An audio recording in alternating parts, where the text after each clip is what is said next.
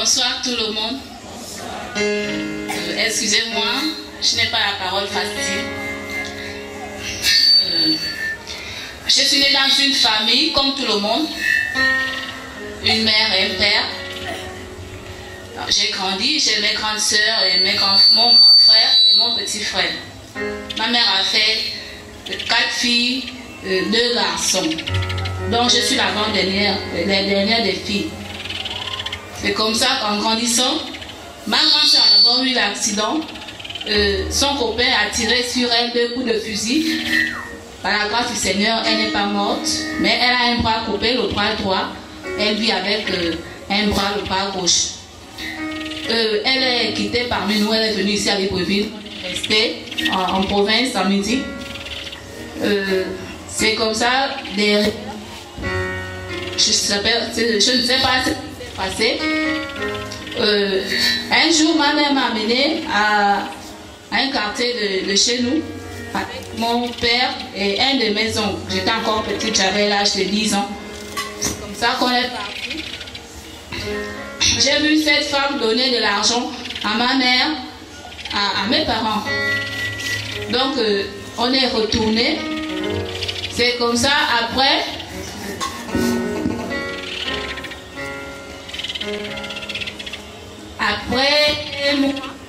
ma mère me dit non, tu vas aller vivre chez ta tante. Donc, cette dame, je ne savais pas, elle me dit que c'est ma tante. Donc, la dame avait vu qu'elle avait besoin d'une petite fille, puisqu'elle ne faisait pas d'enfants. Elle avait d'abord eu auparavant une femme comme ça qu'elle avait épousée. Elle avait fait 3 enfants. Et la femme est partie, je ne sais pas pourquoi. Donc, moi, je suis venue. Donc, ma mère a dit que je pars vivre chez ma tante. Donc, c'était en mariage chez la dame là.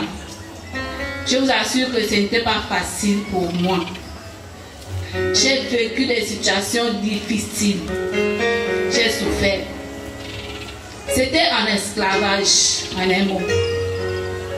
Tout ce que je pouvais subir là-bas, c'était de l'esclavage. En arrivant là-bas, elle a dit, je ne dois plus aller à l'école. J'étais en classe de C1. Elle a dit à ma mère que je ne dois plus aller à l'école parce que je suis déjà mariée. Sinon, si je continue les études, je vais quitter et puis je vais aller loin. Une personne peut m'emmener. Et c'est comme ça que ma mère, n'ayant plus de pouvoir sur moi, elle ne pouvait rien faire. Mais ça n'arrangeait pas. Et moi aussi, j'étais là. Je ne partais plus à l'école comme les autres. On partait au champ. On partait au champ, c'était la vie. Tu as besoin de quelque chose, tu pars au champ, tu fais ton manioc, puisque j'avais les plantations, je vivais de ça. Tu pars faire ton manioc, tu as besoin d'acheter quelque chose, tu fais ton manioc, tu vends, tu achètes ce que tu veux. Mais pourtant, elle était une grande dame qui avait de l'argent, elle pouvait acheter des voitures, machin et tout. Mais moi, ce n'était pas le cas, elle s'occupait plus des enfants de la dame qui était d'abord partie. Donc, elle avait en fait la haine, je sais pas, parce que la femme, elle était déjà partie, donc à elle se disait que celle qui vient là, c'est sûr qu'elle aussi va partir. Donc c'est moi qui payais tous les pots cassés. Moi qui subissais. Donc elle ne me gardait pas comme elle avait dit à ma mère qu'elle devait me garder. Et je me lamentais, je pleurais tous les jours. Dans la maison, c'est moi qui faisais tout. Et pourtant, il y avait les autres enfants. C'est moi qui faisais tout. Pour aller laver le linge, c'est son mari, elle, tu reviens, tu prépares, c'est toi qui fais tout. Tu pleures, tu vois les autres enfants sont assis, mais c'est toi qui es là, c'est toi qui travailles. J'ai supporté, j'ai grandi.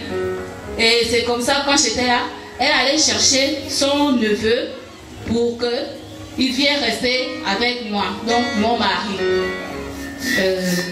C'est comme ça que ils m'ont dit non, tu ne dois plus dormir dans ta chambre, il faut déjà aller dormir dans la chambre de ton mari. J'ai dit, il n'est pas mon mari.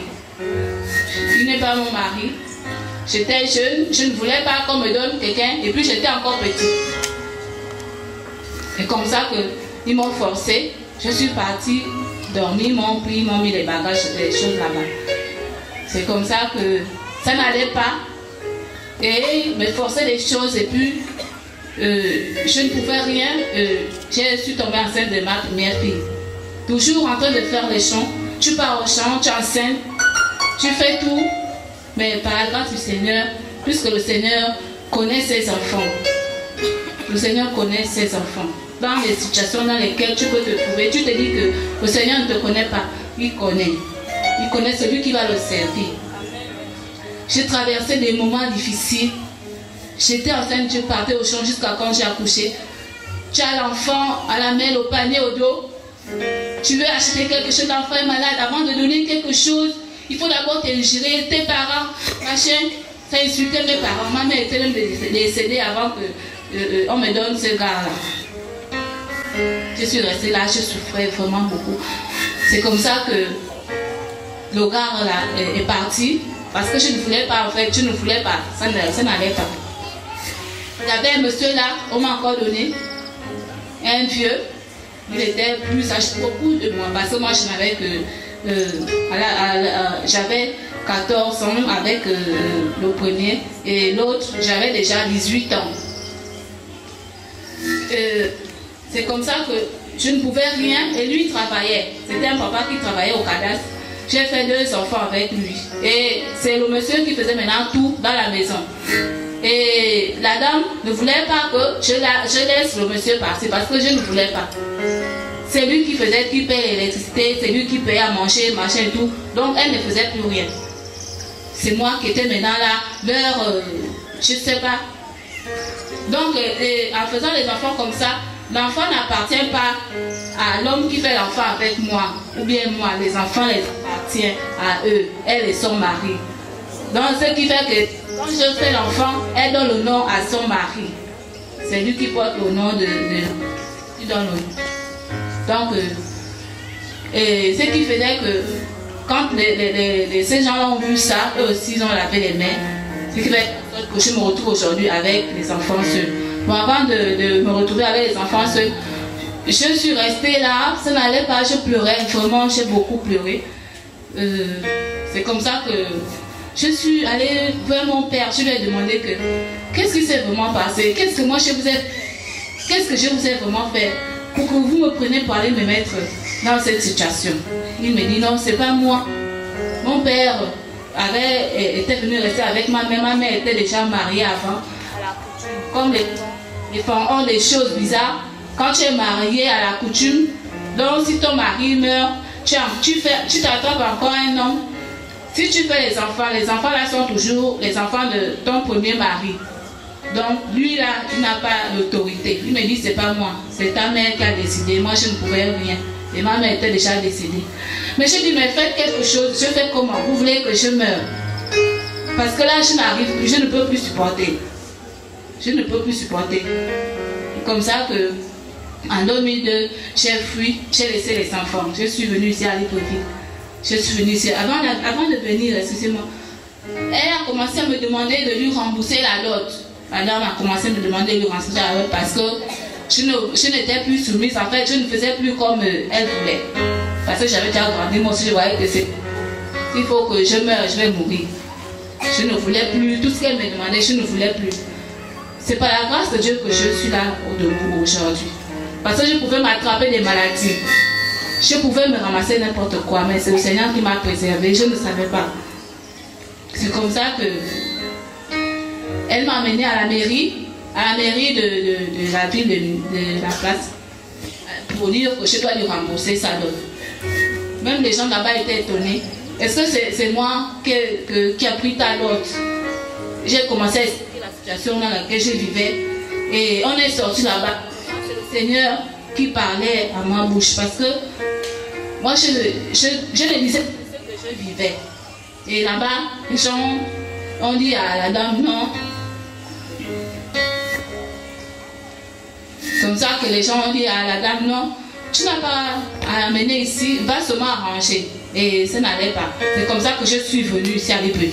Je suis venue, quand je viens, derrière on me dit les enfants souffrent et tout. Quand les enfants sont restés, elle ne mettait pas les enfants à l'école. Les enfants, elle a commencé aussi comme elle a fait avec moi. Les enfants ne partaient pas à l'école. C'est comme ça que, par la grâce du Seigneur, j'ai commencé à travailler, à faire le ménage, travailler ménagère par-ci par-là. J'ai dû travailler 500 000. J'ai dit, je m'en fais rembourser la dot là pour que je puisse récupérer mes enfants.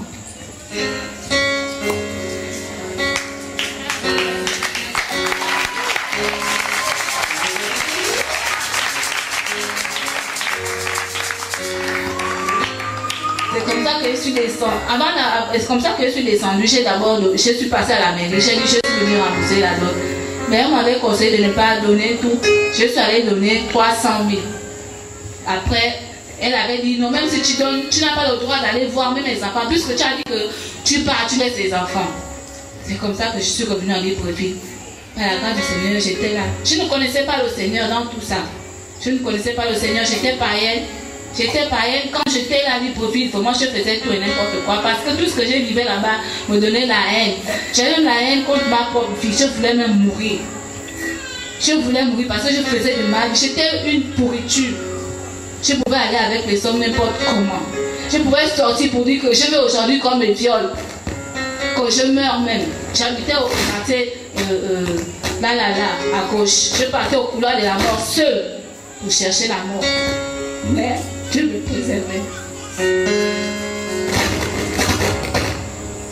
C'est comme ça que mon petit frère, lui, il avait accepté le Seigneur depuis, je ne sais pas comment ça s'est passé dans sa vie. Il me parlait de Dieu. Il me dit, il faut accepter Jésus, il faut accepter Jésus. Et je faisais aussi tellement des avortements quand j'allais avec les hommes comme ça. J'ai pu faire peut-être 9 avortements dans ma vie. Parce que je disais que je ne veux pas laisser les enfants là-bas chez la dame là. Parce que j'ai encore son argent comme des enfants. Si tu as l'argent de quelqu'un, tu fais les enfants, il vient arracher, il amène. Je dis, je ne fais plus d'enfants. Le diable m'a pris. Il a mis la haine dans mon cœur. Il a mis la haine.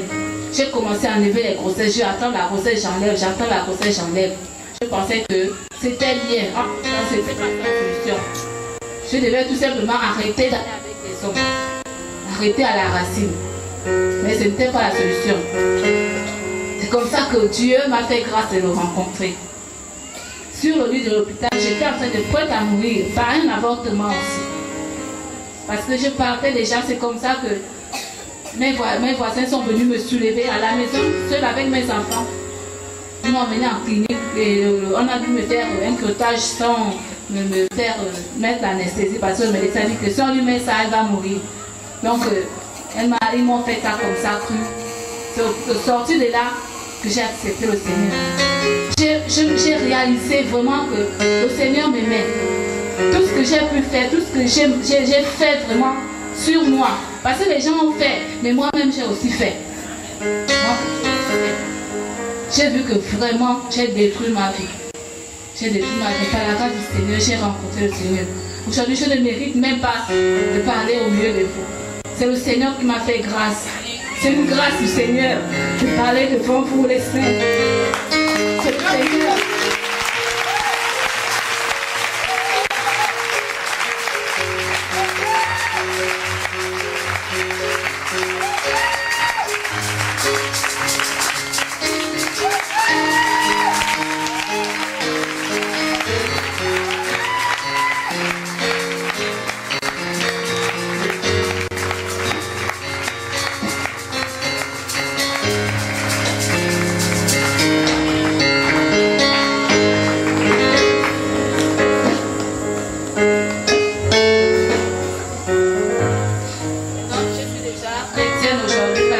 Seigneur, je peux déjà être une femme de distinction.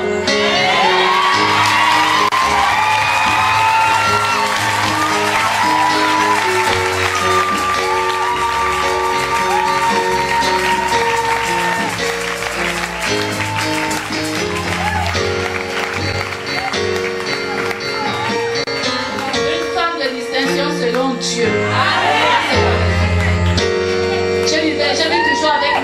Mes enfants ont grandi. Mes enfants vont avec les autres. Dans la pauvreté, dans la souffrance. Quand ils amènent la nourriture, parce qu'on n'a rien à manger, je refuse. Je dis, je ne veux pas participer au péché. Je vous prêche l'évangile. Donnez vos vies au Seigneur. Ne faites pas comme moi. Moi, je n'ai pas eu cette grâce de rencontrer le Seigneur étant jeune. Mais moi, votre mère, j'ai connu le Seigneur. Je vous transmets la vie parce que le chemin, la vérité et la vie.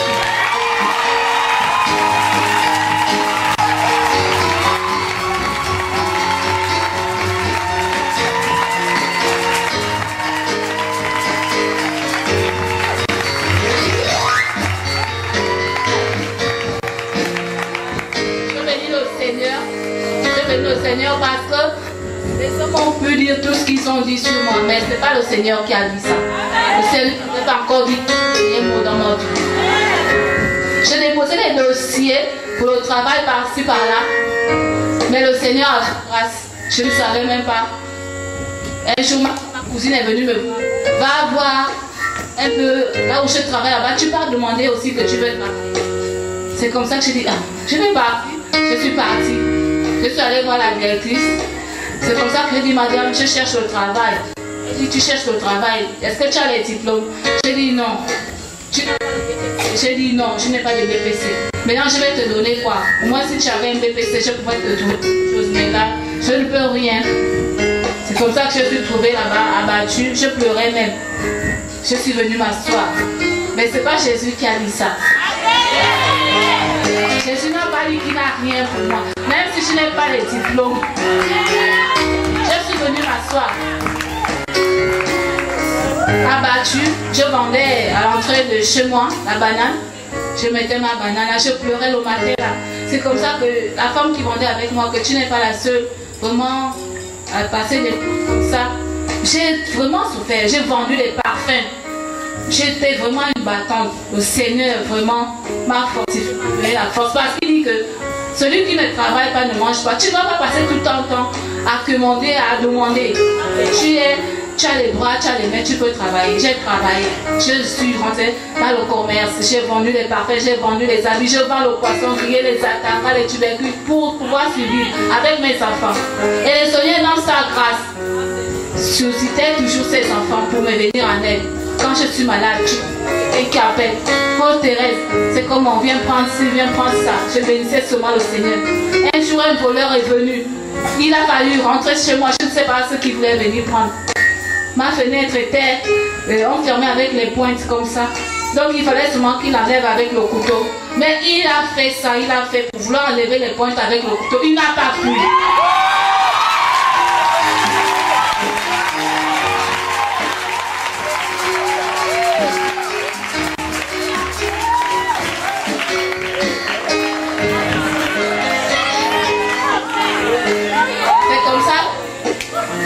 J'entendais le bruit là, puisque je ne dors pas profondément parce que c'est que je suis seule avec les enfants. Le Seigneur est là.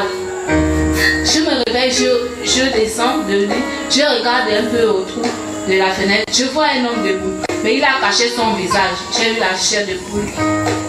J'ai crié fort, voleur!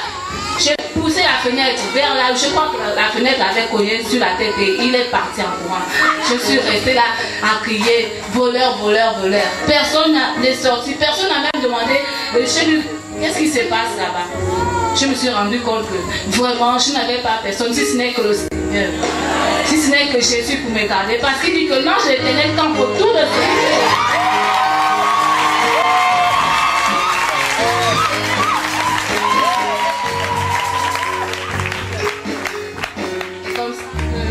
Je vendais ma banane là. Je vois seulement mon téléphone qui sonne. Thérèse, j'ai dit oui. Je suis la directrice de la banque de sang là où tu es venue hier. Il faut que tu amènes le dossier demain. Tu as déjà fait le dossier. J'ai dit non. Fais le dossier demain tu amènes ça. J'ai dit le Seigneur. J'ai dit Seigneur. Hier elle m'a dit que je n'avais pas de diplôme. Mais aujourd'hui, tu as touché à son cœur. Tu as dit c'est ma fille. Ma fille ne doit pas pleurer comme ça. Il faut qu'elle ait un emploi. Il faut qu'elle travaille.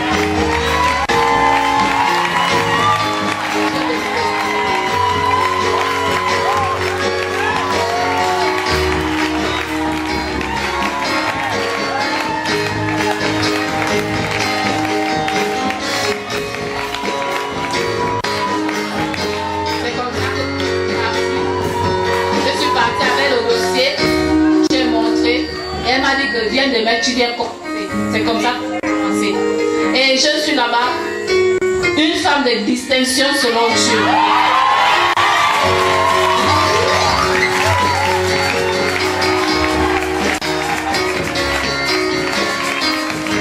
Je ne suis pas allée là-bas dans l'agitation. Je n'ai pas ouvert ma bouche pour dire je suis chrétienne, je suis chrétienne. Je Je ne suis pas allée voir les gens dire donnez vos vies à Jésus, machin. Non. Eux-mêmes, ils ont senti. Parce qu'il y a une différence, une distinction. C'est comme ça. Quand ils pouvaient parler de leurs choses impudiques, c'était tout simplement mon corps. Parce que je ne voulais pas aimer mes oreilles. Quand ils parlaient de n'importe quoi, je sortais. Et je leur disais que moi, je ne suis pas dans tout ce que ça vous parlait. C'est comme ça. Mais toi, comment? J'ai dit, moi, je crains le Seigneur. Mais nous tous, on est chrétiens. Vous êtes chrétiens, mais la vie, les choses que vous parlez là, la Bible dit qu'on ne doit pas sortir aucune parole grossière dans notre bouche. Aucune parole de grossièreté. Mais vous êtes des chrétiens. C'est pas normal. Ça, on regardait encore. Hier, on avait la fête du 1er mai. C'est comme ça qu'on était là. On va dire maintenant que qui va venir le repas? Nous tous on est chrétiens. Moi j'étais là puisque la Béatrice m'a dit de partager les t-shirts et les casquettes. Je partageais. On a une maman, elle a dit, bon elle n'a rien dit. C'est comme ça qu'ils ont dit, mais Thérèse est là.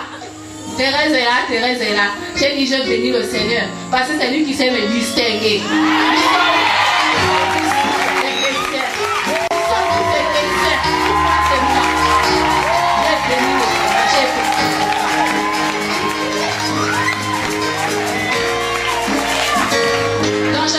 Une soeur qui passe dans des moments difficiles comme moi. Oh, je veux vraiment que vous saisissez vraiment cette grâce que le Seigneur met devant vous. Saisissez la grâce. Saisissez la grâce. Parce que moi, je n'ai pas laissé la grâce passer lorsqu'on m'a parlé de Jésus. J'ai saisi. J'aimerais chanter un cantique. Excusez-moi. Moi, chanter un cantique. Donc, le cantique dit: moi qui étais prostituée, je m'attendis la mer. Moi qui étais prostituée,